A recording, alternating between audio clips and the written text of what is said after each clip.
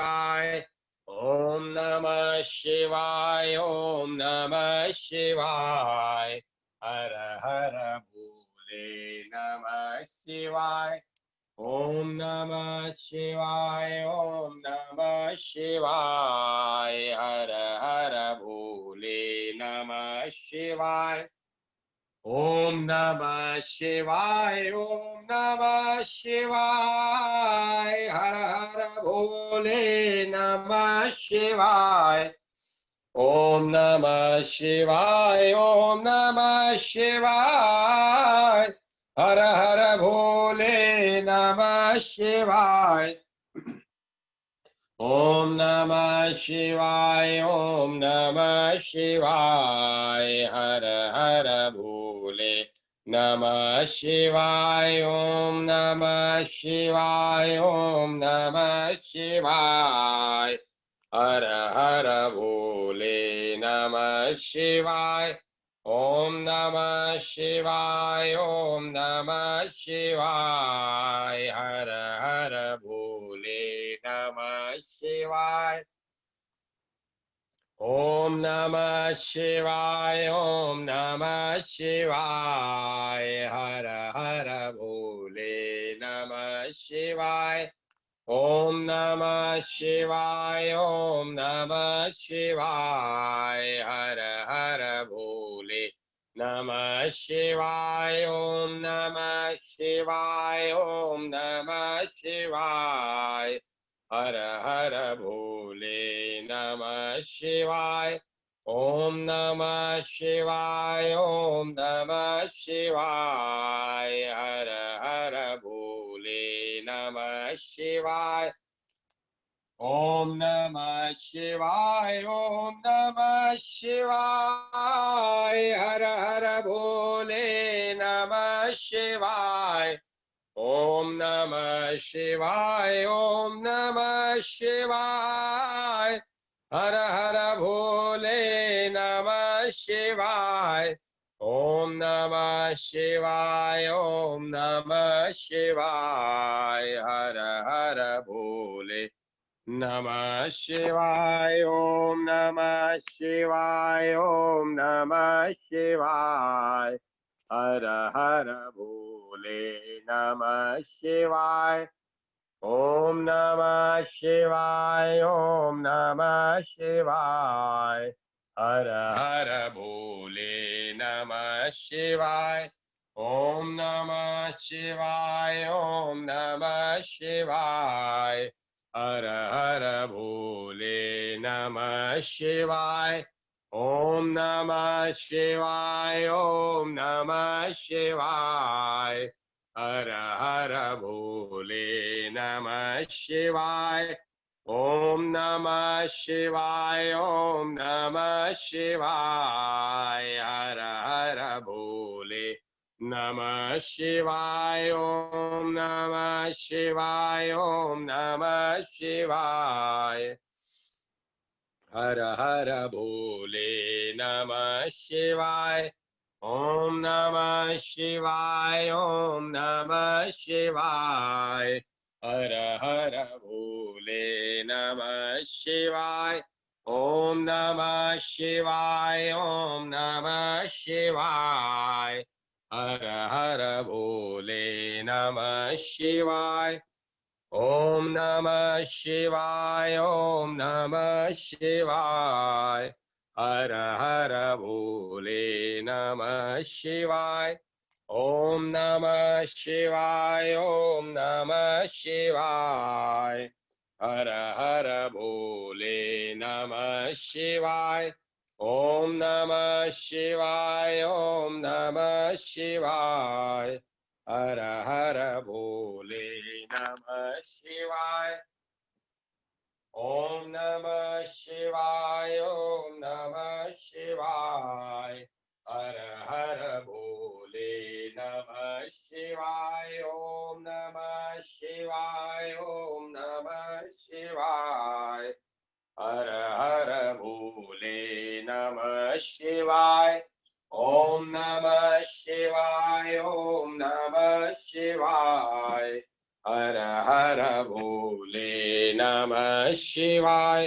अभी बोलिए ओम नमः शिवाय, ओम नमः शिवाय, हर हर भोले हरि। श्री भक्त चरितांत श्री नीलन तिरुमलेलावलवार।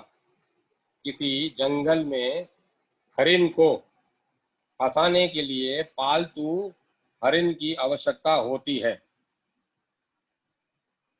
इसी प्रकार जगत गुरु भगवान नारायण भी भक्तों के द्वारा ही जीवों का उद्धार करते हैं।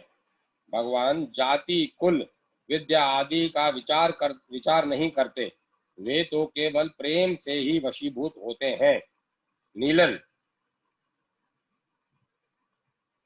तिरुमंगलालवार का जन्म चोल देश के किसी ग्राम में एक शैव के घराने में हुआ था। उनके पिता बहुत बड़े योद्धा थे।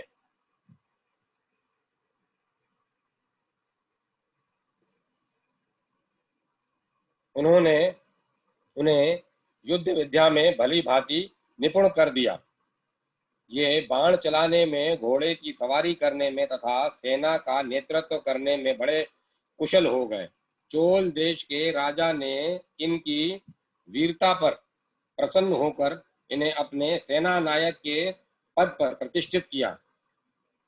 जिस समय नीलन सेना लेकर किसी शत्रु पर आक्रमण करते, लोगों के मन में यह निश्चय हो जाता कि विजय इन्हीं के पक्ष में होगी। राजा ने इन्हें कुछ भूमि भी प्रदान की। यद्यपि इनकी आध्यात्मिक की और रुचि थी, तथापि वह रुचि उसी राजसी जीवन के कारण एक प्रकार दब सी गई थी। दक्षिण के तिरुवाली नामक क्षेत्र में कुमुदवल्ली नामक नाम की एक कुमारी कन्या रहती थी। जिस प्रकार विष्णुचित ने आंडला आंडला आंडला आंडल का पालन पोषण किया था, उसी प्रकार उसका लालन पालन भी किसी भक्त के द्वारा ही हुआ था।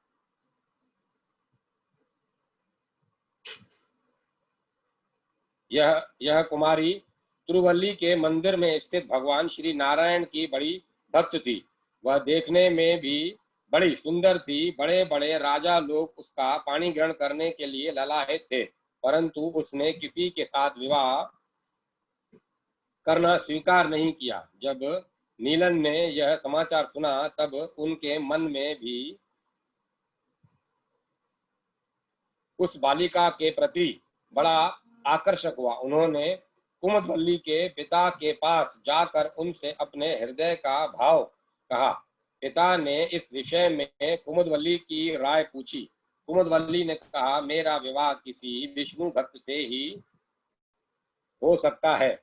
नीलन ने यह शर्त मंजूर कर ली। वे तुरंत किसी वैष्णव आचार्य के पास पहुंचे और उनसे दीक्षा लेकर चले आए। कुमुदवल्ली ने कहा, केवल ब्राह्मण परिवर्तन पर्याप्त नहीं है। यदि मुझसे विवाह करना है तो अपनी वैष्णवता का क्रियात्मक परिचय देना होगा। तुम्हें 1 साल तक प्रतिदिन 1008 भक्तों को भोजन करवाकर मुझे उनका प्रसाद लाकर देना होगा। नीलन ने कुमुदवल्ली की यह दूसरी शर्त भी मंजूर कर ली और शर्त के अनुसार दोनों का विवाह हो गया।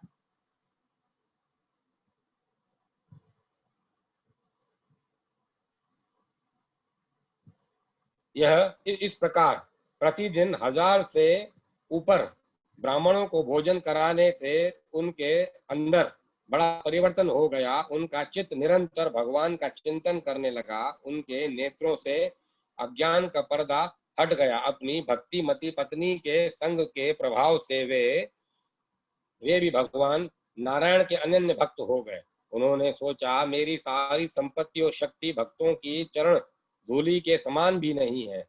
यह विचार कर वे बड़े प्रेम से भक्तों की सेवा में लग गए और प्रतिदिन हजारों की संख्या में उन्हें भोजन कराने लगे, यहाँ तक कि उन्होंने अपनी सारी संपत्ति इसी काम में लगा दी और उनके पास कुछ भी नहीं बचा। परंतु फिर भी उन्होंने भक्तों को भोजन कराने का काम बंद नहीं किया।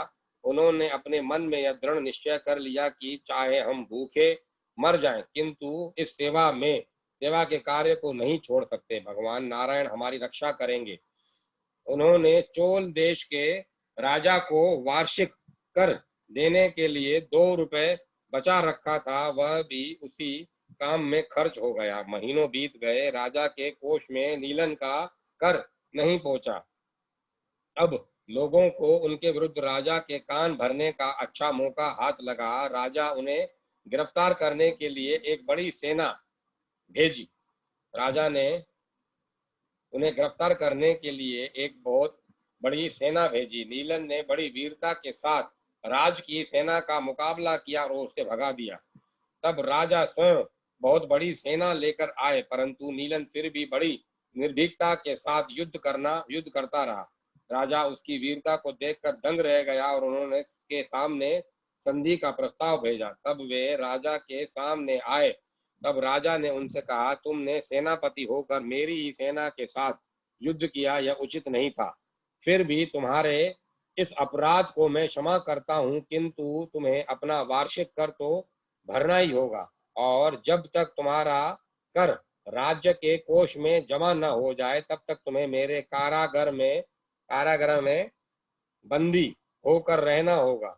नीलन राजा के कारागार में बंद हो गए, परंतु उन्होंने यह प्रण कर लिया था कि मैं भगवान के भक्तों को भोजन कराकर ही उनका प्रसाद ग्रहण करूंगा। भोजन कराने की व्यवस्था कैद खाने में हो नहीं सकती थी, इसीलिए उन्होंने वहां पर अन्न जल कुछ भी नहीं लिया। उनके इस व्रत को देखकर भगवान प्रसन्न हो गए। उन्होंने नीलन को स्वप्न में दर्शन देकर कहा, कांची नगर में वेगवती नदी के तट पर अमुक स्थान में विपुल संपत्ति गड़ी हुई है। उस संपत्ति को स्वायत्त कर उससे अपना सेवा का कार्य चालू रख सकते हो। नीलन ने राजा से कहला भेजा कि मैं कांची नगर में जाकर अपना कर चुका दूंगा। राजा ने उनकी प्रार्थना स्वीकार कर ली और उन्हें कई अधिकारियों के साथ कांची भेज दिया। नीलन को निर्दिष्ट स्थान में अपार संपत्ति प्राप्त हो गई, जिससे उन्होंने ब्याज सहित राजा का कर भी चुका दिया और भक्तों को भोजन कराने का कार्य फिर से शुरू कर दिया। कांची में भगवान वरदराज ने नीलन को दर्शन दिए। तब चोल देश के राजा को यह निश्चय हो गया कि नीलन कोई साधारण मनुष्य नहीं है, वे भगवान के बड़े भक्त और कृपा पात्र हैं और भगवान सदा उनकी रक्षा करते हैं। राजा स्वयं भक्त के पास आए और उनके चरणों पर गिरकर उनसे क्षमा मांगने लगे। जो रुपया उनके चरणों पर गिरकर उनसे जो राजा स्वयं वे भगवान के बड़े भक्त और कृपा पात्र हैं और भगवान सदा उनकी रक्षा करते हैं। राजा स्वयं भक्त के पास आए और उनके चरणों में गिरकर उनसे क्षमा मांगने लगे। जो रुपया कर के रूप में उनसे वसूल किया गया था, वह भी उन्होंने लौटा दिया और कहा कि मुझे इस पवित्र काम में लगा देना, और कहा इसे अपने पवित्र काम में लगा देना।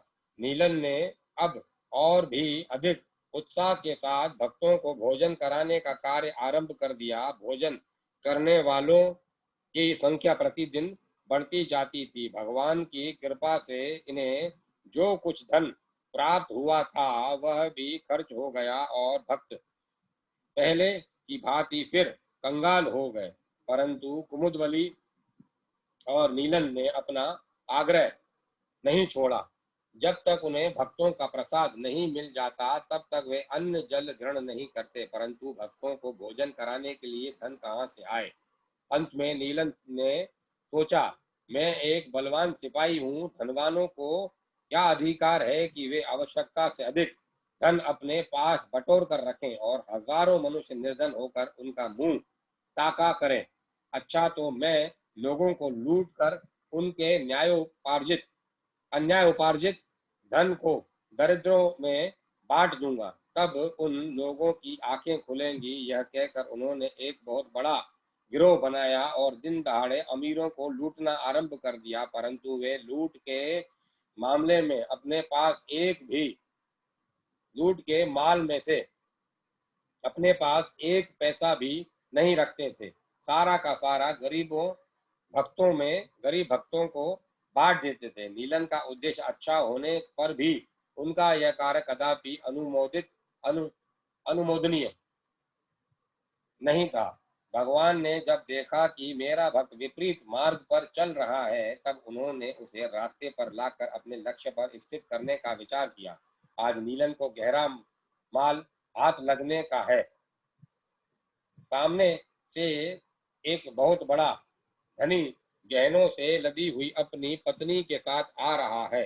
जो ही वे दंपति निकट पहुंचे, नीलन के दल ने उन्हें घेर लिया और कहा कि भगवान के नाम पर अपना सारा माल मता हमारे सुपुर्द कर दो, नहीं तो अपनी जान से भी हाथ धो बैठोगे। यूं कहकर उन्होंने उस धनी की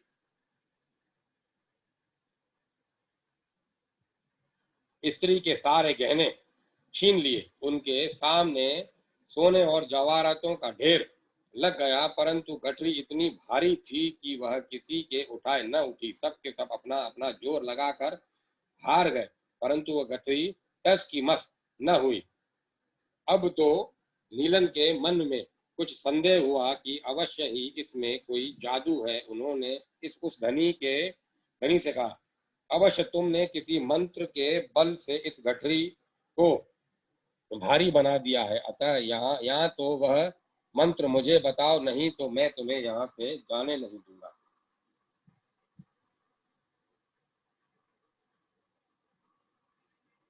धनी ने नीलन को अलग ले जाकर उसे कान में ओम नमो नारायणाय यह अष्टाक्षर मंत्र पढ़ दिया। उस मंत्र के कान में पड़ते ही नीलन के शरीर में मानो बिजली सी दौड़ गई। वह उस मंत्र का उच्चारण करते हुए नाचने लगा। इतने में ही उन्होंने देखा कि न तो वे दंपति हैं और न वह धन का ढेर ही है। अब तो नीलन के आश्चर्य का ठिकाना न रहा। उन्होंने आंख उठाकर ऊपर की ओर देखा तो उनके नेत्र वहीं अटक गए। उन्होंने देखा साक्षात भगवान नारायण लक्ष्मी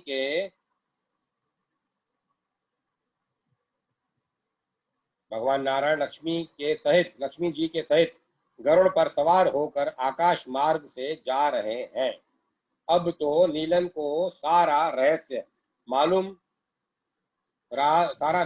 हो गया। वे मन ही मन पछताने लगे और कहने लगे कि मैं कैसा दुष्ट और पापी हूँ कि मुझे इस पाप कर्म से बचाने के लिए साक्षात मेरे इष्ट देव और इष्ट देवी को इतना कष्ट उठाना पड़ा। हाय, मैंने अपने इन पापी हाथों से उनके शरीर पर हाथ लगाया, उन्हें डराया धमकाया और उन्हें मारने पर उतारू हो गया। हाय, मैं कितना नीच हूँ, किंतु साथ ही मेरे स्वामी कितने दयालु हैं। प्रभु, मेरे अपराधों को क्षमा कीजिए और मुझे अपनी शरण में लीजिए। प्रभु, आज तुमने मुझे बचा लिया।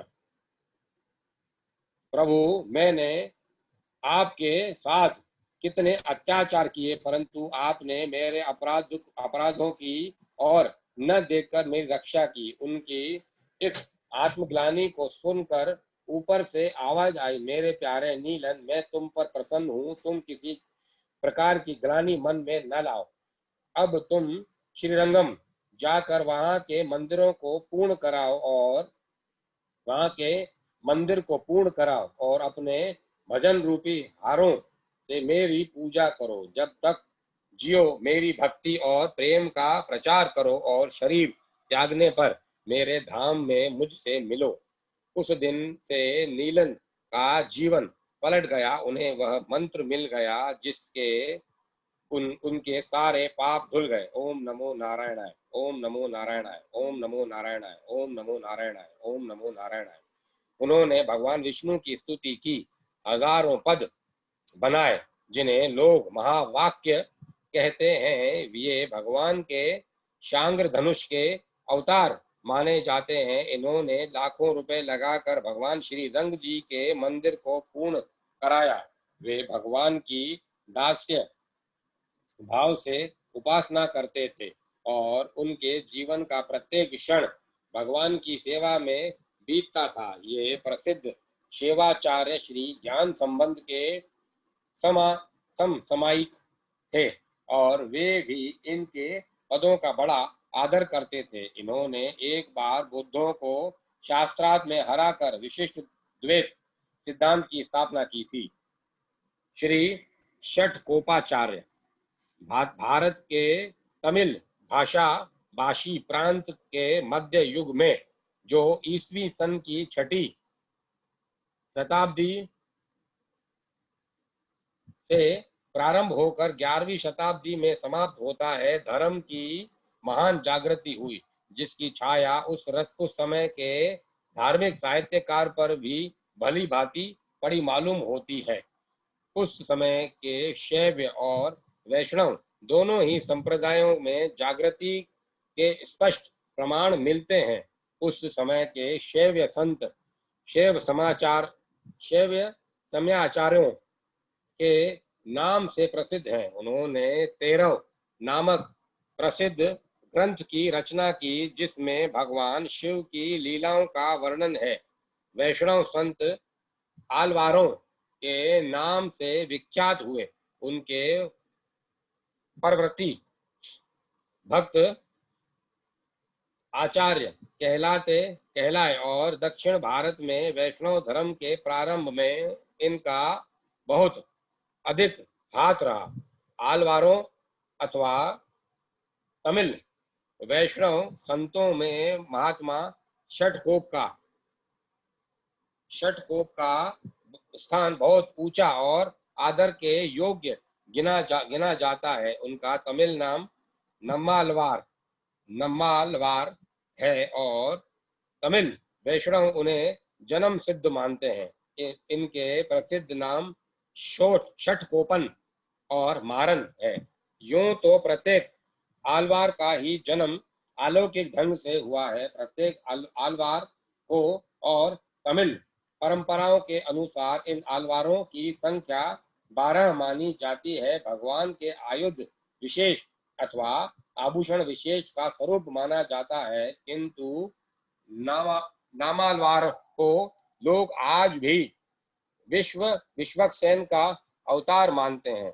प्रत्येक प्रधान देवता को किसी गण विशेष का अथवा उन अनेक गणों का अधिपति माना जाता है। भगवान शिव का भी एक नाम गणपति प्रसिद्ध है।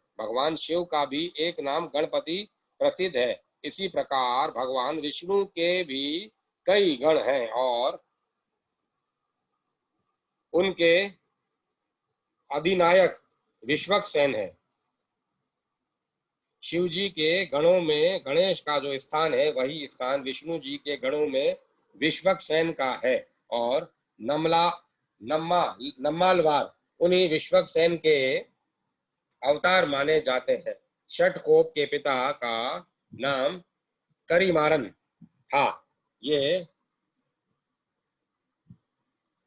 पांड्य देश के राजा के यहाँ किसी ऊंचे पद पर थे और आगे चलकर कुरुगनाडु नामक छोटे राज्य के राजा हो गए। वे पांड्य देश के ही अधीन था। षटकोप का जन्म अनुमानतः तिरुकुरुर नामक नगर में हुआ था, जो तिरुनेलवेली जिले में ताम्रपाणी नदी के तट पर अवस्थित था। इनके संबंध में एक कथा प्रचलित है कि जन्म के बाद 10 दिन तक इन्हें भूख प्यास कुछ भी नहीं लगी। यह देखकर उनके माता पिता को बड़ी चिंता हुई। वे इसका रहस्य कुछ भी नहीं समझ सके। अंत में यही उचित समझा गया कि इन्हें भगवान के मंदिर में ले जाकर वहीं छोड़ दिया जाए। बस इस निर्णय के अनुसार इन्हें स्थानीय मंदिर में एक इमली के वृक्ष के नीचे छोड़ दिया गया। तब से लेकर 16 वर्ष की अवस्था तक बालक नमलावर इसी इमली के पेड़ के कोटर में योग की प्रक्रिया से ध्यान और भगवान श्री हरि के साक्षात्कार में लगे रहे। नम्मालवार की ख्याति दूर दूर तक फैल गई। तिरुकोइलूर नामक स्थान के एक ब्राह्मण जो मधुर कवि के नाम से विख्यात थे और जो स्वयं आगे चलकर आलवारों की कोटि में गिने जाने लगे, नम्मालवार के साधन की बात सुनकर ढूंढते ढूंढते उस स्थान पर जा पहुंचे।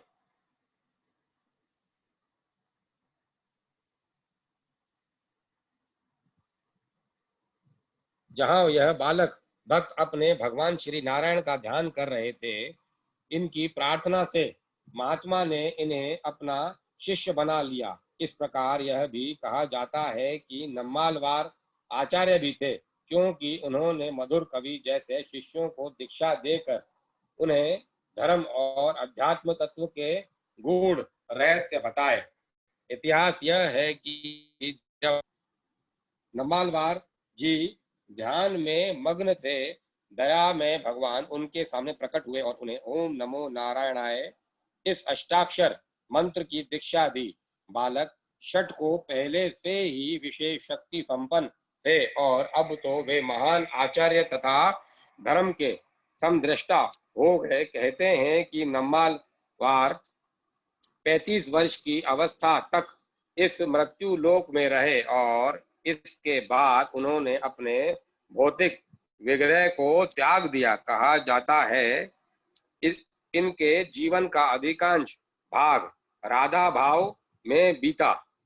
वे सर्वत्र सब समय सारी परिस्थितियों और घटनाओं में अपने इष्ट देव में ही रमे रहते। ये भगवान के विरह में रोते, चिल्लाते, नाचते, गाते और मूर्छित हो जाते थे। इसी बीच में इन्होंने कई भक्ति भावपूर्ण धार्मिक ग्रंथों की रचना की, जो बड़े विचारपूर्ण, गंभीर और भगवत प्रेरित जान पड़ते हैं। इनमें प्रधान ग्रंथों के साथ तिरुविरुत्तम, तिरुवाशीरियम, टेरी तिरुबंध और तिरुवायमोली है। महात्मा षटकोप के ये 4 ग्रंथ 4 वेदों के तुल्य माने जाते हैं। इन चारों में भगवान श्री हरि की लीलाओं का वर्णन है और ये चारों के 4 भगवत प्रेम से ओतप्रोत हैं। ग्रंथकार ने अपने को प्रेमियों के रूप में व्यक्त किया है और श्री हरि को प्रियतम माना है। तिरुविरुत्तम में आदि से अंत तक यही भाव भरा हुआ है। इनके ग्रंथों में से अकेले तिरुवायमोली में, जिसका अर्थ है पवित्र उपदेश, 1000 से ऊपर पद हैं। दक्षिण के वैष्णवों के प्रधान ग्रंथ दिव्य प्रधानम के चातुरांश में किसी के पद संग्रहित हैं। तिरुवायमोली के पद मंदिरों में तथा धार्मिक उत्सवों में बड़े प्रेम से गाए जाते हैं। तमिल के धार्मिक साहित्यों में तिरुवायमोली का अपना निराला ही स्थान है। यहाँ वहाँ इसके पाठ का उतना महत्व माना जाता है जितना वेदाध्ययन और वेद पाठ, क्योंकि इसमें वेद का सार भर दिया गया है। इस वृत्तांत को समाप्त करने से पूर्व महात्मा षटकोप के काल के संबंध में कुछ निवेदन करना आवश्यक है। इसके संबंध में विद्वानों में बड़ा मतभेद है और इस विषय पर बहुत खंडन मंडन हो चुका है। कुछ विद्वान इनका समय ईस्वी सन की 5वीं शताब्दी मानते हैं और कुछ लोग इनका जन्म ईस्वी सन की 10वीं अथवा 11वीं शताब्दी मानते हैं। ये दोनों ही मत प्रमाणिक नहीं मालूम होते। स्वर्गीय श्रीयुक्त गोपीनाथ राव आनमले के शिलालेखों की छानबीन करके इस निर्णय पर पहुंचे थे कि महात्मा षटकोप ईस्वी सन की नवी शताब्दी के पूर्वार्ध में इस मृत्यु लोक में थे, किंतु हमारे पास कुछ ऐसे प्रमाण हैं जिनके सामने यह मत भी नहीं ठहरता, किंतु इस छोटे से निबंध में इस विषय की विस्तृत आलोचना संभव नहीं है। यहाँ पर इतना ही कह देना पर्याप्त है कि महात्मा ईस्वी सन की 7वीं शताब्दी के उत्तरार्ध में विद्यमान थे। हम पहले ही बता चुके हैं कि इनका एक नाम मारन भी था। उस समय के राजा का नाम भी यही था।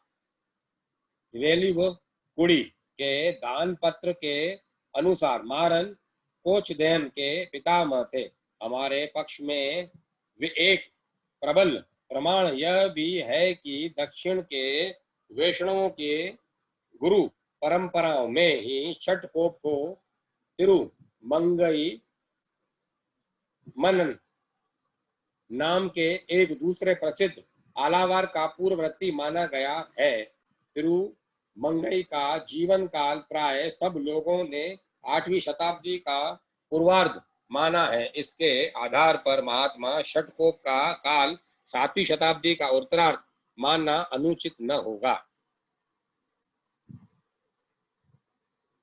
श्री मधुर कवि आलवार मधुर कवि गरुड़ के अवतार माने जाते हैं। इनका जन्म तिरुकुल्लूर नामक स्थान में एक सामवेदी ब्राह्मण कुल में हुआ था। ये वेद के बड़े अच्छे ज्ञाता थे, परंतु इन्होंने सोचा कि प्रेम, भक्ति और तत्व बोध के बिना विद्या किसी काम की नहीं है। ऐसा विचार करके इन्होंने सब कुछ त्याग दिया और अकेले तीर्थ यात्रा के लिए निकल पड़े। इनके मन में भगवत प्रकाश प्राप्त करने की बड़ी अभिलाषा थी। इसी उद्देश्य से ये अयोध्या, मथुरा, काशी आदि अनेक तीर्थ स्थलों को गए। एक दिन जब ये गंगा तट पर विचर रहे थे, उन्हें दक्षिण की ओर एक बड़ा दिव्य प्रकाश दिखाई दिया और वह प्रकाश इन्हें लगातार 3 दिनों तक दिखाई देता रहा। ये उस प्रकाश से इतने अधिक आकर्षित हुए कि उनके पीछे पीछे बहुत दूर तक चले गए। जब ये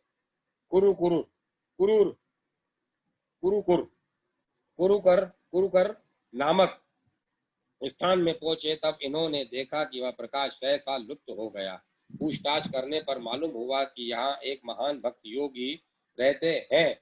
ये उस भक्त योगी के पास गए और देखा कि एक मंदिर के पास एक इमली के पेड़ के कोटरे में वे ध्यानस्थ बैठे हैं। मधुर कवि बहुत देर तक इस आशा से बैठे रहे कि महात्मा की समाधि टूटे तो उनसे कुछ बातचीत की जाए।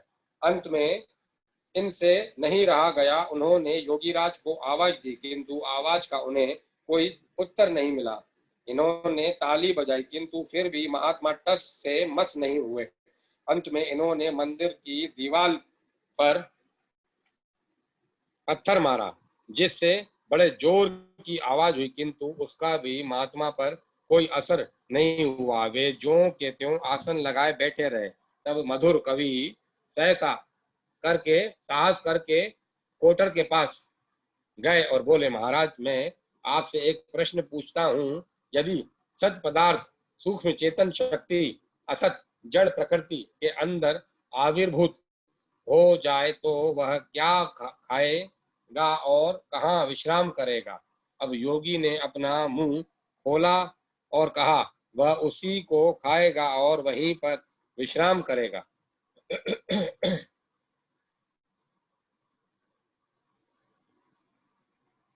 यह जीव क्या खाता है और कहाँ कैसे रहता है, इसका उत्तर यह है कि सूक्ष्म आत्मा हृदय के अंतस्थल में रहकर प्रकृति के कर्मों का दृष्टा रूप से उपभोग करता है। वह क्षेत्रज्ञ रूप में असंग होकर प्रकृति के खेल का आनंद लेता है। मधुर कवि ने अपने गुरु को पहचान लिया और भक्तराज ने भी अपने शिष्य को ढूंढ निकाला।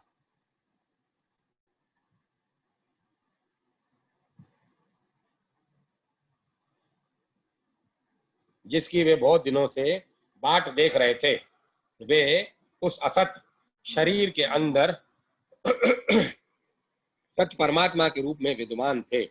मधुर कवि ने अपने गुरु की स्तुति करते हुए कहा, मैं इन्हें छोड़कर दूसरे किसी को नहीं जानता, मैं इन्हीं के गुण गाऊंगा, मैं इन्हीं क्या भक्त हूँ। हाय, मैंने अब तक संसार के पदार्थों का ही भरोसा किया, मैं कितना अभिमानी और मूर्ख था। सत्य तो यही है मुझे आज इसकी उपलब्धि हुई। अब मैं अपने शेष जीवन को इन्हीं की कीर्ति का चारों दिशाओं में प्रचार करने में बिताऊंगा। इन्होंने आज मुझे वेदों का सार तत्व बताया है। इनके चरणों में प्रेम करना ही मेरे जीवन का एकमात्र साधन होगा। श्री यमुनाचार्य। भारत के में भक्ति के आचार्य और दार्शनिकों ने जिस प्रकार भारतीय संस्कृति और धर्म, समाज और शिष्टाचार की रक्षा की, वह इतिहास की एक चिरस्मरणीय घटना है। श्री शंकराचार्य, श्री यमुनाचार्य, श्री रामानुजाचार्य, श्री मधव, श्री वल्लभ, श्री चैतन्य आदि ने इस शुभ कार्य में महान योग दिया।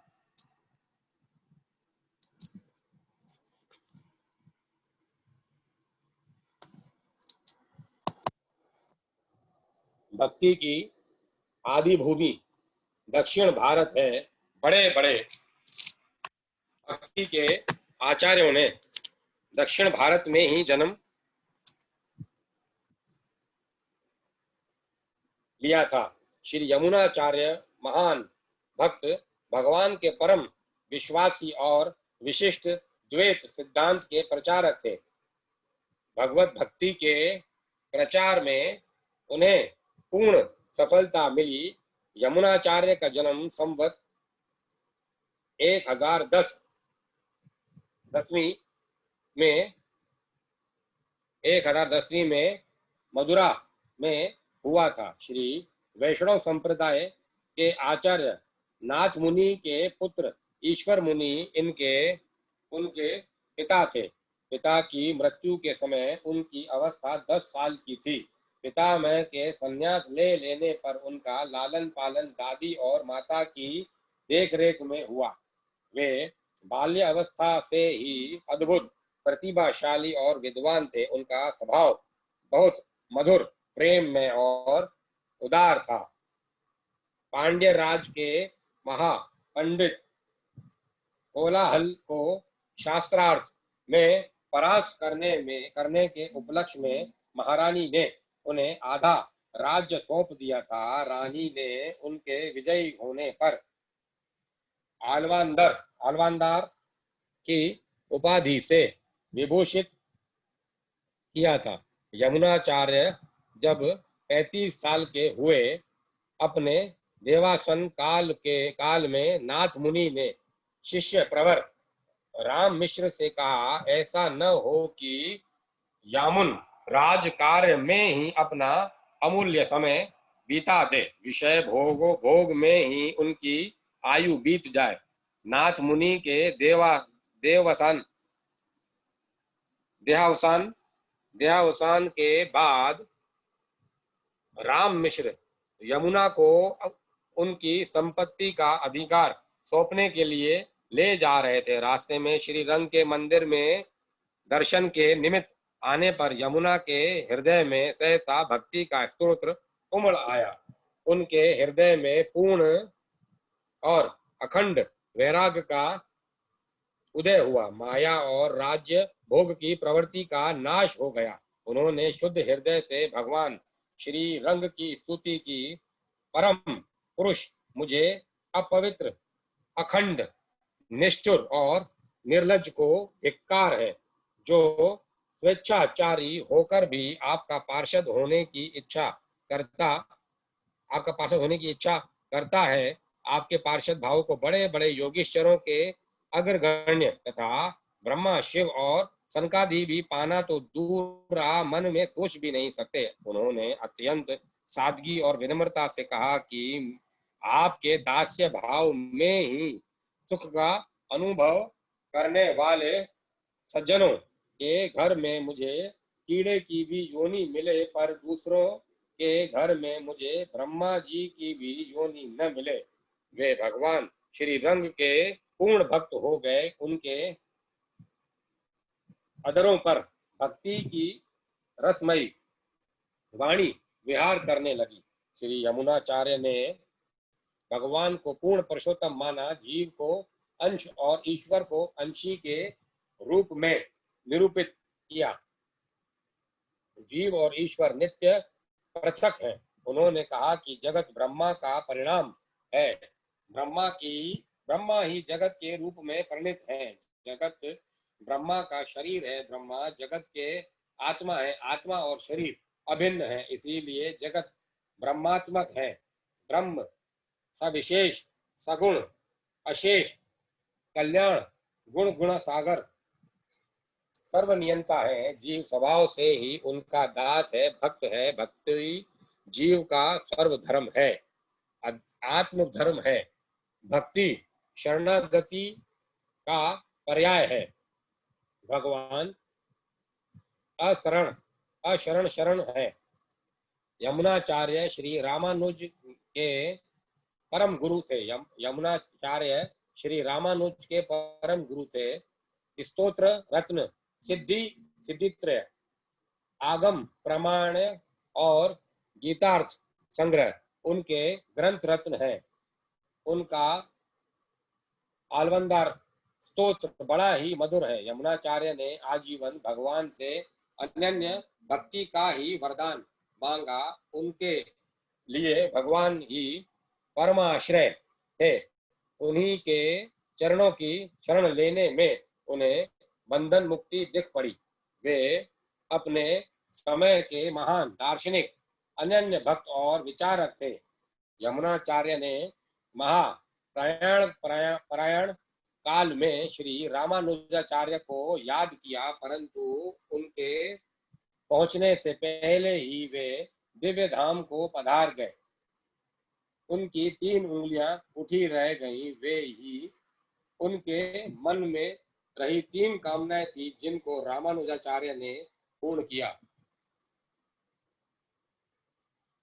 श्री रामानुजाचार्य बड़े ही विद्वान, सदाचारी, धैर्यवान, सरल और उदार थे। ये आचार्य आलवंदार यमुनाचार्य की परंपरा में थे। इनके पिता का नाम केशव भट्ट था। ये दक्षिण के तिरुकुदुर नामक क्षेत्र में रहते थे।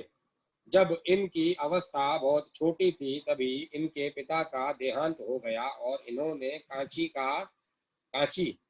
कांची में जाकर यादव प्रकाश नामक गुरु से वेदाध्ययन किया। इनकी बुद्धि इतनी कुशाग्र थी कि ये अपने गुरु की व्याख्या में भी दोष निकाल दिया करते थे। इसीलिए गुरुजी इनसे बड़ी ईर्ष्या करने लगे, यहाँ तक कि वे उनके प्राण लेने तक को उतारू हो गए। उन्होंने रामानुज के सहाध्यायी और चचेरे भाई गोविंद भट्ट से मिलकर यह षड्यंत्र रचा कि गोविंद भट्ट रामानुज को काशी यात्रा के बहाने किसी घने जंगल में ले जाकर वहीं उनका काम तमाम कर दे। गोविंद भट्ट ने ऐसा ही किया, परंतु भगवान की कृपा से एक व्याग और उसकी स्त्री ने उनके प्राणों की रक्षा की। विद्या, चरित्र, बल और भक्ति में रामानुज अद्वितीय थे। इन्हें कुछ योग सिद्धियां भी प्राप्त थीं, जिनके बल से उन्होंने कांची नगरी की राजकुमारी को प्रेत बाधा से मुक्त कर दिया। जब महात्मा आलवंदार मृत्यु की घड़ियां गिन रहे थे, उन्होंने अपने शिष्य के द्वारा रामानुजाचार्य को अपने पास बुलवा भेजा, परंतु रामानुज के श्री रंग में पहुंचने से के पहले ही आलवंदर यमुनाचार्य भगवान नारायण के धाम में पहुंच चुके थे। रामानुज ने देखा कि यमुनाचार्य के हाथ की 3 उंगलियां मुड़ी हुई हैं।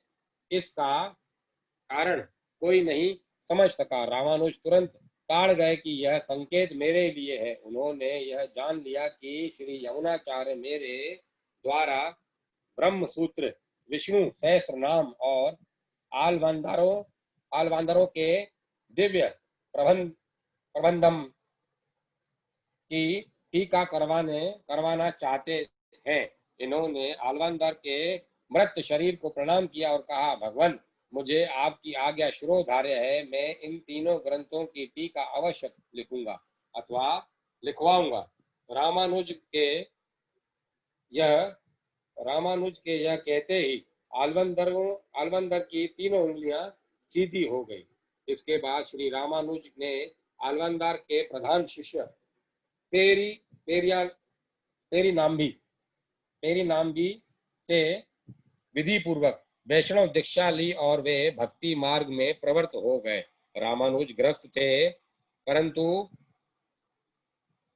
जब उन्होंने देखा कि गृहस्थी में रहकर अपने उद्देश्यों को पूरा करना कठिन है, तब उन्होंने गृहस्थ का परित्याग कर दिया और श्री रंग में जाकर यतिराज नाम सन्यासी से सन्यास की दीक्षा ले ली। उधर उनके गुरु यादव प्रकाश को अपनी करनी पर बड़ा पश्चाताप हुआ और वे भी सन्यास लेकर श्री रामानुज की सेवा करने के लिए श्रीरंग में चले गए। उन्होंने अपना सन्यास आश्रम का नाम गोविंद योगी रखा। आचार्य रामानुज दया में भगवान बुद्ध के समान, प्रेम और सहिष्णुता में ईसा मसीह के प्रतियोगी, शरणागति में आलवारों के अनुयायी और प्रचार कार्य में सेंट जॉन के समान उत्साही थे। उन्होंने तिरुकोटियूर के महात्मा नाम्बिक से अष्टाक्षर मंत्र ओम नमो नारायणाय, ओम नमो नारायणाय, ओम नमो नारायणाय, ओम नमो नारायणाय, ओम नमो नारायणाय की दीक्षा ली थी। नाम्बी ने मंत्र देते समय उनसे कहा था कि तुम इस मंत्र को गुप्त रखना, परंतु रामानुज ने सभी वर्ण के लोगों को एकत्र कर मंदिर के शिखर पर खड़े होकर सब लोगों को यह मंत्र सुना दिया। गुरु ने जब रामानुज की इस भ्रष्टता का हाल सुना, तब वे इन पर बड़े रुष्ट हुए और कहने लगे, तुम्हें इस अपराध के बदले नरक भोगना पड़ेगा। श्री रामानुज ने इस पर बड़े विनय पूर्वक कहा, भगवान, यदि इस महामंत्र का उच्चारण करके हजारों आदमी नरक की यंत्रणा से बच सकते हैं, तो मुझे नरक भोगने में आनंद ही मिलेगा।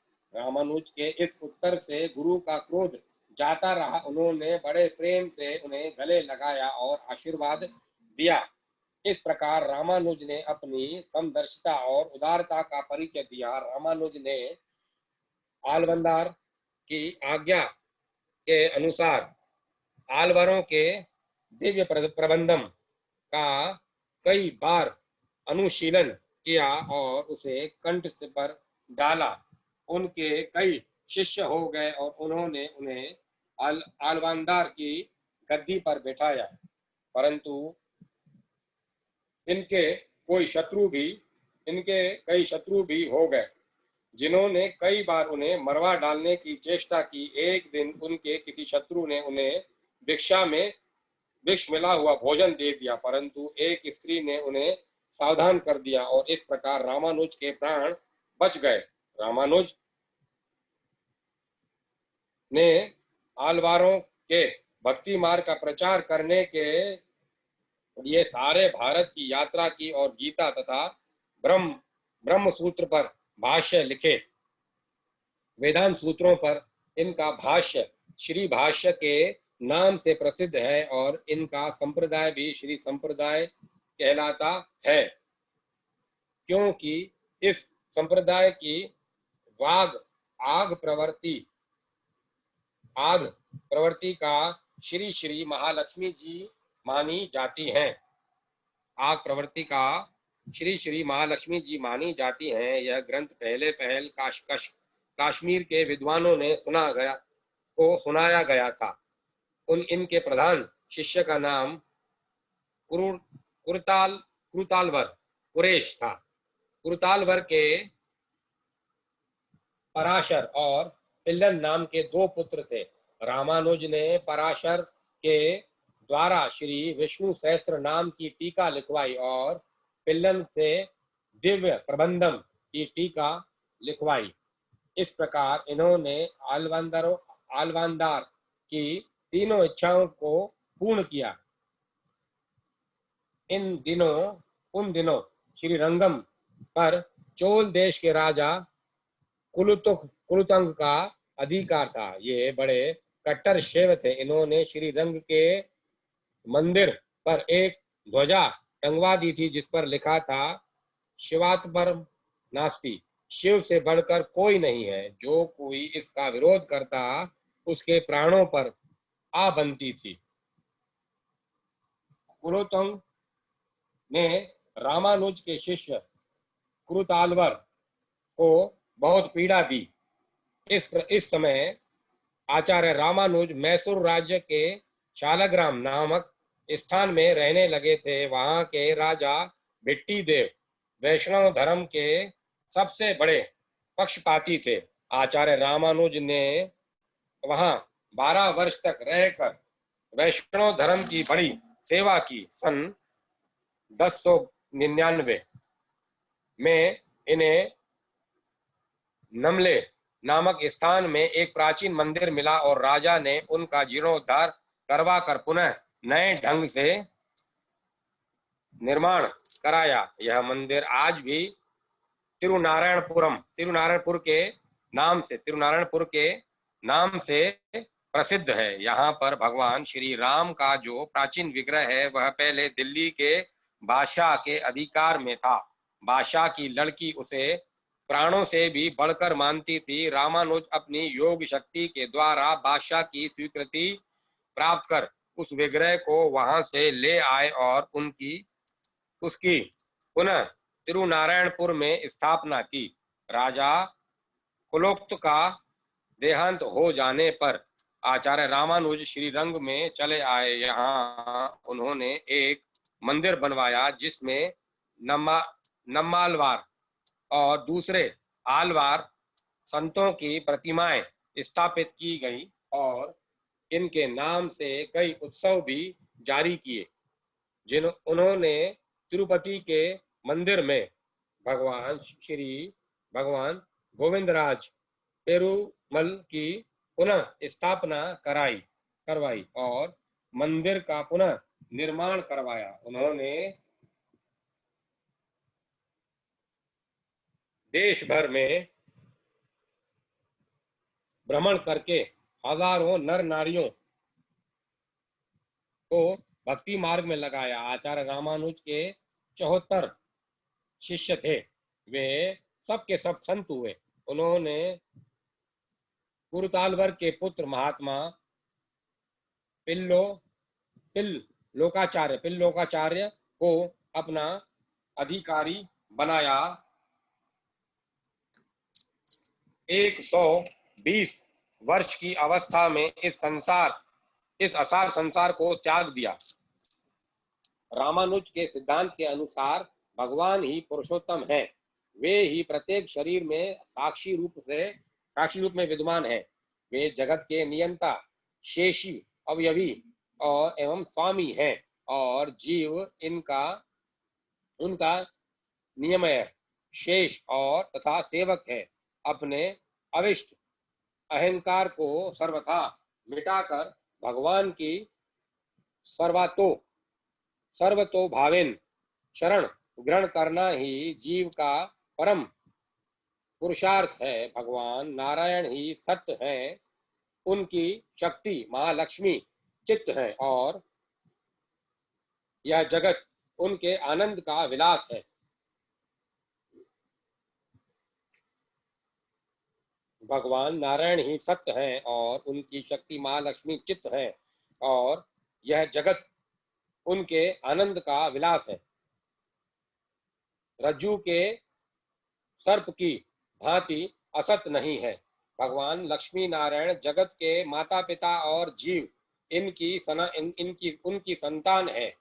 माता पिता का प्रेम और उनकी कृपा प्राप्त करना ही संतान का धर्म है। वाणी से भगवान नारायण के नाम का ही उच्चारण करना चाहिए और मन वाणी शरीर से उनकी सेवा करनी चाहिए।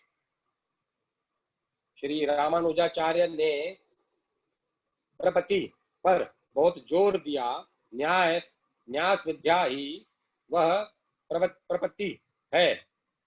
आनुकूल्य का संकल्प और प्रातिकूल्य का वर्जन प्रपत्ति है। भगवान में आत्मसमर्पण करना प्रपत्ति है। सब प्रकार से भगवान के शरण को हो जाना प्रपत्ति का लक्षण है। नारायण विभु हैं, भूमा है, उनके चरणों में आत्मसमर्पण करने से जीव को शांति मिलती है। उनके प्रसन्न होने पर मुक्ति मिल सकती है। उन्हें सर्वस्व निवेदन करना होगा। सब विषयों को त्याग कर उनकी शरण लेनी होगी। अब इसमें संस्कृत में लिखा है, मैं उसका अर्थ पढ़ रहा हूं। हे पूर्ण काम, सत्य संकल्प, पर ब्रह्म स्वरूप पुरुषोत्तम, हे महान ऐश्वर्य से युक्त श्रीमन नारायण, हे वेंकुटनाथ, आप अपार करुणा, सुशीलता, वत्सलता, उदारता, ऐश्वर्य और सौंदर्य आदि गुणों के महासागर हैं। छोटे बड़े का विचार न करके सामान्यतः सभी लोगों को आप शरण देते हैं। प्रणत जनों की पीड़ा हर लेते हैं। शरणागतों के लिए तो आप वत्सलता के समुद्र ही हैं। आप सदा ही समस्त भक्तों की यथार्थता का ज्ञान रखते हैं। संपूर्ण चराचर भूतों, सारे नियमों और समस्त जड़ चेतन वस्तुओं के आप अवयवी हैं। ये सभी आपके अवयव हैं। आप समस्त संसार के आधार हैं। आपकी कामनाएं पूर्ण और आपका संकल्प सच्चा है। आप समस्त प्रपंच से इतर और विलक्षण हैं। याचकों के लिए तो आप कल्प वृक्ष हैं। विपत्ति में पड़े हुए लोगों के सहायक हैं। ऐसी महिमा वाले तथा आश्रयहीनों को आश्रय देने वाले हैं। श्रीमन नारायण, मैं आपके विंद युगल की शरण में आया हूँ। मैं आपके चरणार विंद युगल की शरण में आता हूँ। क्योंकि उनके सिवा मेरे लिए कोई भी शरण नहीं है।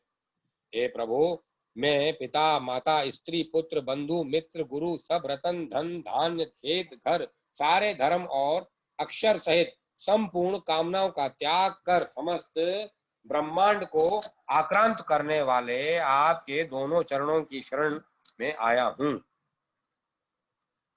हे भगवान, हे भगवान, मन वाणी और शरीर के द्वारा अनादिकाल से अनेकों न करने योग्य कर्मों का करना, करने योग्य कर्मों को न करना भगवान का अपराध, भगवत भक्तों का अपराध तथा और भी जो अक्षम्य अनाचार रूप नाना प्रकार के अनंत अपराध मुझसे हुए हैं, उनमें जो प्रारब्ध बन चुके हैं अथवा जो प्रारब्ध नहीं बने हैं, उन सभी पापों को तथा जिन्हें मैं कर चुका हूं, जिन्हें कर रहा हूं और जिन्हें अभी करने वाला हूं, उन सब को आप क्षमा कर दीजिए। आत्मा और सारे संसार के विषय में जो मुझे अनादि काल से विपरीत ज्ञान होता चला आ रहा है तथा सभी विषयों में जो मेरा विपरीत आचरण आज भी है और आगे भी रहने वाला है, वह सब का सब आप क्षमा कर दीजिए। मेरे अनादि कर्मों के प्रवाह में जो चली आ रही है, मेरी अनादि कर्मों में कर्मों के प्रवाह में जो चली आ रही है, जो मुझसे भगवान के स्वरूप को छिपा लेती है, जो विपरीत ज्ञान की जननी, अपने विषय में भोग्य बुद्धि को उत्पन्न करने वाली और देह इंद्रिय भोग्य तथा सूक्ष्म रूप से स्थित रहने वाली है, उस देवी त्रिगुणमयी माया से मैं आपका दास हूँ, किंकर हूँ, आपकी शरण में आया हूँ। इस प्रकार रट लगाने वाले मुझ दीन का आप उद्धार कर दीजिए। श्री रामानुजाचार्य की प्रपत्ति स्वरूप भगवत प्रार्थना है। श्री वेंकटनाथ वेदांतचार्य या श्री वेदांत देशिकाचार्य आचार्य रामानुज ने वैष्णव मत का प्रचार करने के लिए अपने 74 शिष्यों को नियुक्त किया था। उनको सिंहासनाधिपति कहते हैं। उनमें एक शिष्य का नाम अनंत सोमयाजी था। अनंत सोमयाजी के एक पौत्र थे अनंत सुरी। अनंत सुरी ने तोतारंबा नामी एक स्त्री से विवाह किया। तोतारंबा श्री रामानुज द्वितीय या वादेह संभूताचार्य की बहन थी। श्री वादेह संभूताचार्य श्री रामानुजाचार्य के द्वारा स्थापित 74 पीठों में से एक प्रधान पीठ के पीठाधिपति थे। अनंत सूरी अपनी पुत्री के साथ कांची नगर में रहते थे। काशी उस समय शिक्षा का केंद्र स्थान था। वेंकटनाथ वेदांतचार्य का जन्म तोतारंबा के गर्भ से 1325वीं सन में कांची के पास धुपिल नामक गांव में हुआ था। यज्ञोपवीत होने के बाद वेंकटनाथ अपने मामा रामानुज के पास पढ़ने के लिए भेजे गए। वे बड़े प्रतिभाशाली और तीव्र बुद्धि थे। उन्होंने 20 वर्ष से कम उम्र में ही सब विद्याओं में पारदर्शिता प्राप्त कर ली। उसके बाद उन्होंने विवाह किया और अंत समय तक गृहस्थ ही रहे। अद्वैतवादी आचार्य विद्यारण्य और वेंकटनाथ सहपाठी एवं मित्र थे। इनके जीवन में यही अंतर है कि वेंकटनाथ बराबर ग्रस्त रहे और विद्यारण्य ने पीछे संन्यास ले लिया। ये दोनों दार्शनिक और कवि थे तथा दोनों 100 वर्ष से अधिक काल तक जीवित रहे। विद्यारण्य के जीवन में असाधारण राजनीतिक प्रतिभा देखी जाती है, परंतु वेंकटनाथ का राजनीति से कोई संबंध नहीं था। वेंकटनाथ विद्यारण्य मुनि के सहपाठी और पुराने मित्र थे, इसीलिए विद्यारण्य उन्हें आदर और श्रद्धा की दृष्टि से देखते थे। विद्यारण्य ने उन्हें एक बार विजयनगर आने के लिए निमंत्रण किया, परंतु उन्होंने राजा और मित्र से निमंत्रण को एकदम अस्वीकार कर दिया। इससे मालूम होता है कि उनके अंदर कितना निष्प्रता और वैराग्य का भाव था। अब एक बार जब विद्यारण्य के साथ मध्यमतावलंबी अशोभ्य मुनि का शास्त्रार्थ हुआ, तब भी मध्यस्थता करने के लिए वेंकटनाथ को बुलाया गया, परंतु वे फिर भी नहीं गए। तब दोनों आचार्यों ने अपने विचार उनके पास निर्णय के लिए लिख भेजे। इस बात से सहज ही समझा जा सकता है कि उस समय दक्षिण में उनकी विद्वता की कितनी धाक थी। इसके बाद वेंकटनाथ का यश चारों ओर फैलने लगा। विजयनगर के वैष्णव मत के ऊपर ग्रंथ लिखने की प्रार्थना करने लगे। लोगों के अनुरोध पर वेंकटनाथ ने देशी भाषा में कई प्रबंधों की रचना की, जिनमें सुभाषित, नीति सबसे अधिक प्रसिद्ध है। अंत समय में उन्होंने अपना मत रहस्यत्र या सार नामक ग्रंथ में संक्षेप में लिखा। वेंकटनाथ का आध्यात्मिक जीवन बड़ा मधुर था। उनको न तो कोई पैतृक संपत्ति प्राप्त थी और न उन्होंने स्वयं भी स्वयं कभी धन का संग्रह किया। वे सदा उच्च वृत्ति से जीविका चलाते थे। उनका जीवन बड़ा पवित्र और सरल था। वे कांची तथा श्रीरंग में विभिन्न मतावलंबियों के साथ रहते थे और सब लोग एक समान उन्हें भक्ति और श्रद्धा की दृष्टि से देखते थे। वे सांसारिक धन ऐश्वर्य को सदा घृणित समझते थे। उनका सारा जीवन प्राय धर्मोपदेश करने तथा धार्मिक साहित्य की रचना करने में बीता। वे नम्रता की तो मूर्ति ही थे। एक दिन उनकी दीनता की परीक्षा करने के लिए वैष्णव ने उन्हें अपने घर आमंत्रित किया। उस वैष्णव ने अपने घर के दरवाजे पर एक जोड़ा खड़ाऊ लटका दिया था। जब वेंकटनाथ ने घर में घुसते समय खड़ाऊ देखी तब उन्होंने खड़ाऊ मस्तक पर लगाकर कहा, वेंकटनाथ को कविता किरकी सिंह कविता किरकी क्रिक सिंह की उपाधि मिली थी। एक दिन श्री रंगनाथ के मंदिर में यह निश्चित हुआ कि जो रात भर 1000 श्लोक बनाएगा उसे यह उपाधि दी जाएगी। परंतु किसी को इसमें सफलता न मिली। एक विद्वान पंडित ने बड़ी कठिनता से रात भर में 500 श्लोक लिखे, परंतु वेंकटनाथ ने केवल 3 घंटे में 1000 श्लोक लिख डाले और साथ ही उनके श्लोक सर्वोत्तम भी थे।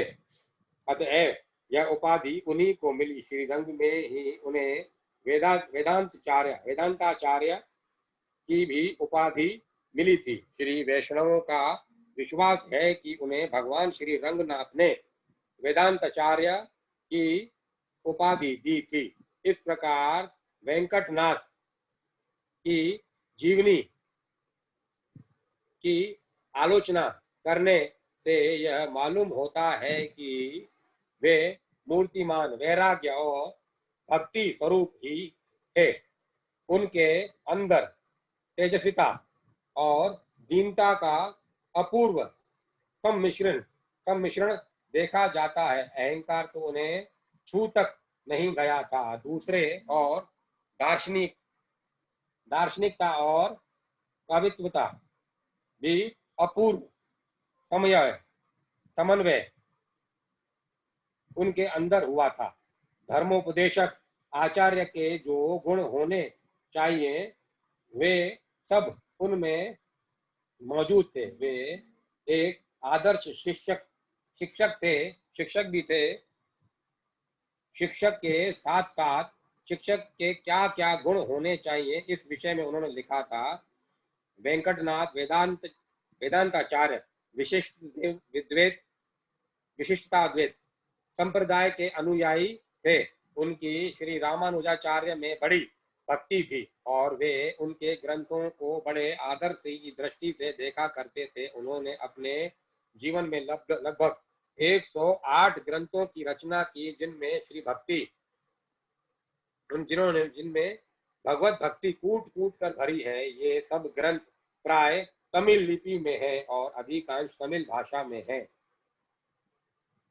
उनमें कुछ के नाम इस प्रकार हैं: गरुड़ पच्छाति, उच्युक्त शतक, रघुवीर गथ, दाय शतक, अभिति शतक, स्तव, पादुका सहस्त्र, सुभाषित नीति, सहस्त्र यासार, संकल्प सूर्योदय, हंस संदेश, यादव अभ्युत, तत्व मुक्ता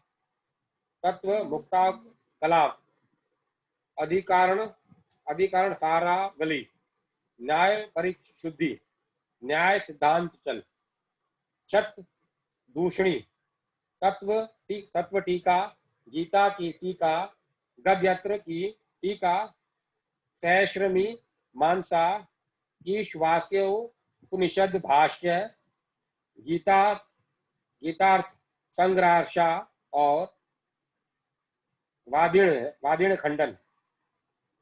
इस तरह सारा जीवन भगवत भक्ति तथा लोकापचारार्थ ग्रंथ रचना की में बिताकर आचार्य वेंकटनाथ श्री वेदांत देशिक भी सन 1426 में 102 वर्ष की अवस्था में परलोकवासी हुए। श्री निम्बकाचार्य जी वैष्णवों के प्रमुख 4 संप्रदायों में से एक संप्रदाय है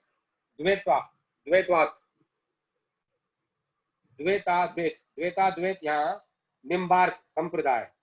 निश्चित रूप से यह मत बहुत प्राचीन काल से चला आ रहा है। श्री निम्बाकाचार्य जी ने परंपरा प्राप्त इस मत को अपनी प्रतिभा से उज्जवल करके लोक प्रचलित किया। इसी से इस द्वैताद्वैत मत की निम्बार्क संप्रदाय में निम्रा संप्रदाय के नाम से प्रसिद्धि हुई। ब्रह्म सर्वशक्तिमान है और उनका सगुण भाव ही मुख्य है। इस जगत के रूप में परिणित होने पर भी वे निर्विकार हैं। जगत से अतीत रूप में वे निर्गुण हैं। जगत की सृष्टि स्थिति और एवं लय उनसे ही होते हैं। वे जगत के निमित्त एवं उपादान कारण है। जगत उनका परिणाम है और वे अविकृत परिणामी हैं। जीव अणु है और ब्रह्म का अंश है। ब्रह्म जीव तथा जड़ से अत्यंत पृथक और अपृथक भी है। जीव भी ब्रह्म का परिणाम तथा नित्य है। इस सृष्टि चक्र का प्रयोजन ही यह है कि जीव भगवान की प्रसन्नता एवं उनका दर्शन प्राप्त करे। जीव के समस्त कलेशों की निवृत्ति एवं परमानंद की प्राप्ति भगवान की प्राप्ति से ही होगी।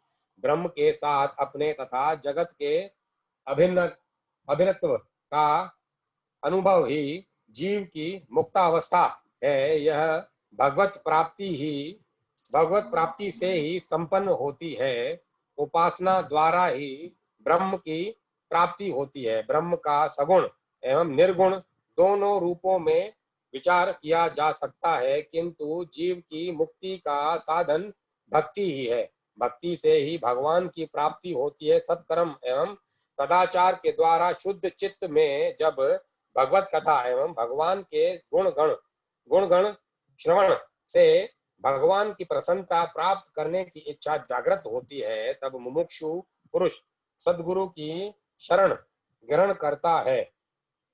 गुरु द्वारा उपदिष्ट उपासना द्वारा शुद्ध चित्त से भक्ति का प्राकट्य होता है। यही भक्ति जीव को भगवत प्राप्ति कराकर मुक्त करती है। थोड़े में द्वैताद्वैत मत का सार यही है। भगवान नारायण ने हंस स्वरूप से ब्रह्मा जी के पुत्र सनातन एवं सनत कुमार को इसका उपदेश किया।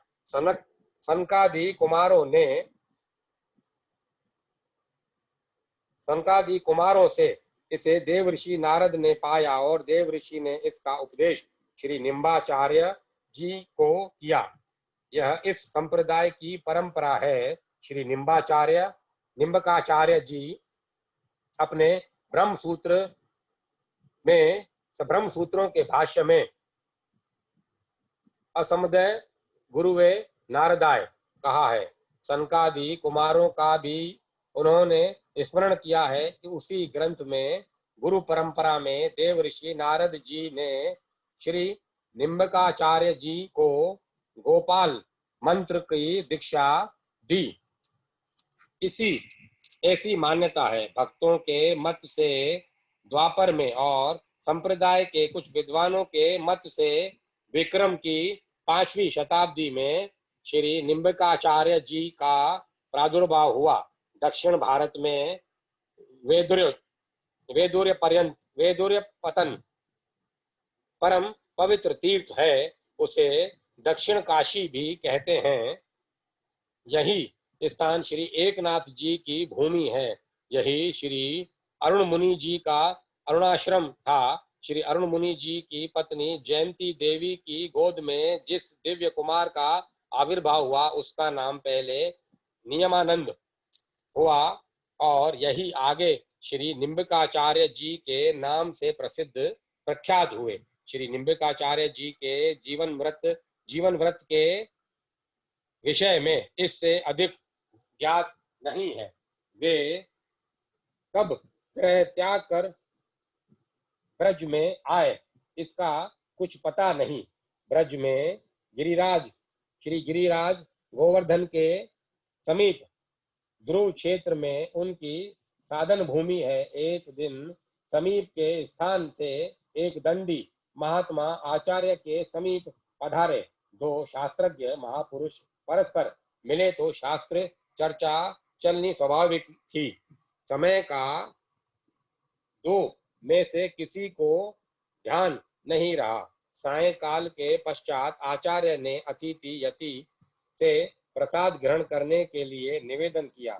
सूर्यास्त होने के पश्चात नियमतः यति जी भिक्षा ग्रहण नहीं कर सकते थे। उन्होंने असमर्थता प्रकट की, परंतु आचार्य जी नहीं चाहते थे कि उनके यहाँ आकर एक विद्वान अतिथि अपोक्षित रहे। आश्रम के समीप एक नीम का वृक्ष था। सहसा उस वृक्ष पर से चारों ओर प्रकाश फैल आया। ऐसा लगा जैसे नीम के वृक्ष पर सूर्य नारायण प्रकट हो गए। कोई नहीं कह सकता कि आचार्य के योग बल से भगवान सूर्य वहां प्रकट हो गए थे।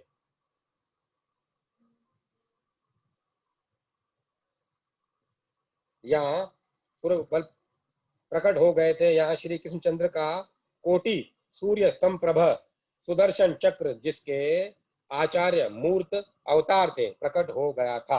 अतिथि के प्रसाद ग्रहण कर लेने पर सूर्य मंडल अदृश्य हो गया। इस घटना से आचार्य निम्बादित्य या निम्बार्क नाम से विख्यात हुए। आचार्य का यह आश्रम निम्बग्राम कहा जाता है। यह गोवर्धन के समीप का निम्बग्राम है। माट के समीप का निम्ब गांव नहीं है। वे यति जी उस समय जहाँ आश्रम बनाकर रहते थे वहां आज यतिपुरा नामक ग्राम है। श्री निम्बकाचार्य जी का वेदांत सूत्र पर भाष्य, वेदांत सौरभ और वेदांत कामधेनु 10 श्लोक, ये दो ग्रंथ ही उपलब्ध है। ये दोनों ग्रंथ ही अत्यंत संक्षिप्त हैं। इनके अतिरिक्त गीता भाष्य, कृष्ण सतवराज गुरु परंपरा, वेदांत तत्वबोध, वेदांत सिद्धांत प्रदीप, सर्वधर्माध्व बोध, ऐतिहात्व सिद्धांत, राधाष्टक आदि कई ग्रंथ आचार्य ने लिखे थे। श्री निम्बकाचार्य के शिष्य हुए श्री निवासाचार्य जी। इन्होंने आचार्य के ब्रह्म सूत्र भाष्य से वेदांत कौस्तुभ नामक ग्रंथ लिखकर उनकी व्याख्या की। इस वेदांत कौस्तुभ की टीका आगे चलकर कश्मीरी केशव भट्टाचार्य जी ने की। श्री निवासाचार्य जी के पश्चात शिष्य परंपरा से 11वें आचार्य हुए श्री देवाचार्य जी। उन्होंने वेदांत जाह्नवी तथा भक्ति रत्नावली नामक 2 ग्रंथ लिखे जिनका संप्रदाय में अत्यंत सम्मान है। श्री देवाचार्य जी के 2 शिष्य हुए श्री सुंदर भट्टाचार्य जी और श्री ब्रजभूषण देवाचार्य जी। इन दोनों आचार्यों की परंपरा आगे चलकर विस्तृण हुई। श्री सुंदर भट्टाचार्य जी की शिष्य परंपरा में 17 भट्टाचार्य आचार्य हुए। इनमें 16वें कश्मीरी श्री केशव भट्टाचार्य जी हुए। कश्मीरी केशव भट्टाचार्य जी के शिष्य श्री भट्ट जी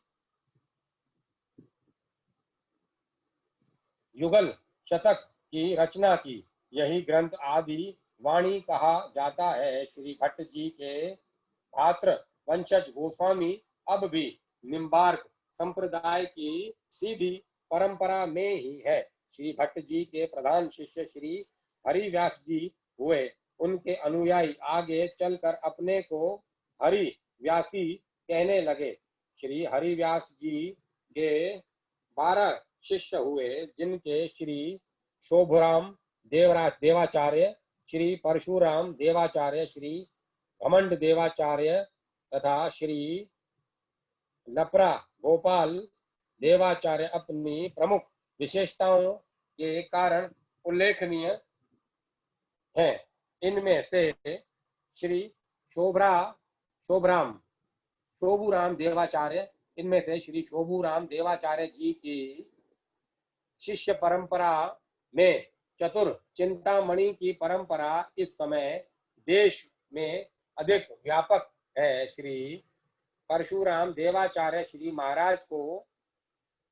महाराज की परंपरा को ही सर्वेश्वर की आर्चा प्राप्त है और निम्बार्क संप्रदाय के पीठाधिपति इसी परंपरा के आचार्य हुए होते हैं। ब्रज में जो रासलीला का वर्तमान प्रचार है वह श्री घमंड देवाचार्य की भावुकता से प्रादुर्भूत परंपरा है। श्री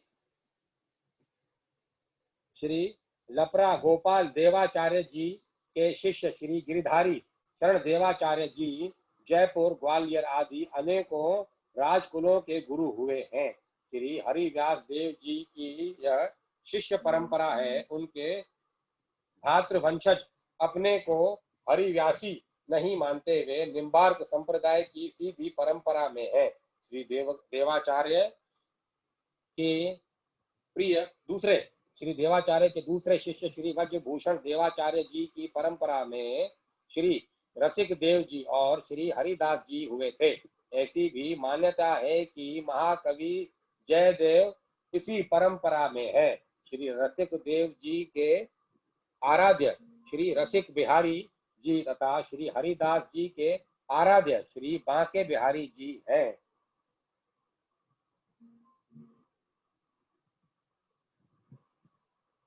श्री हरिदास जी के अनुयायियों की एक परंपरा के लोग अपने को हरिदासी कहते हैं।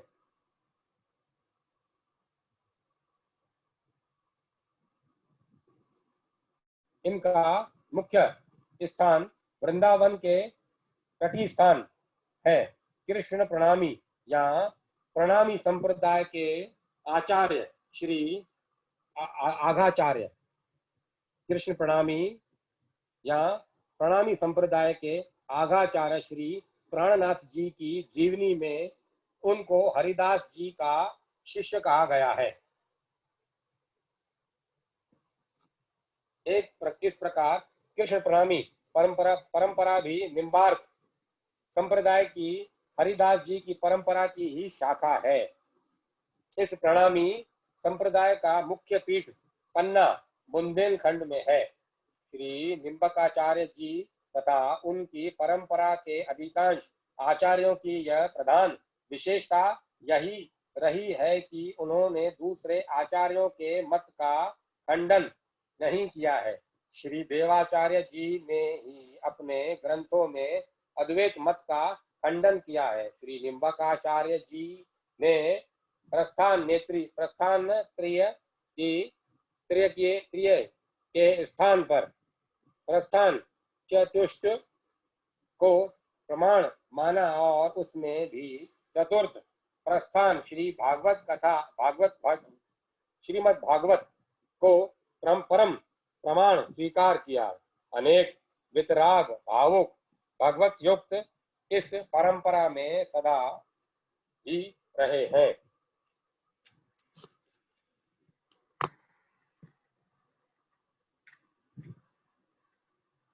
अब मैं कथा को यहीं समाप्त करता हूँ, यहीं विराम देता हूँ।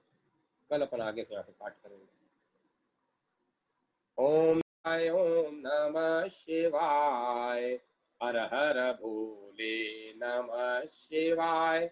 ओम नमः शिवाय, ओम नमः शिवाय, हर हर भोले नमः शिवाय। ओम नमः शिवाय, ओम नमः शिवाय, हर हर भोले नमः शिवाय।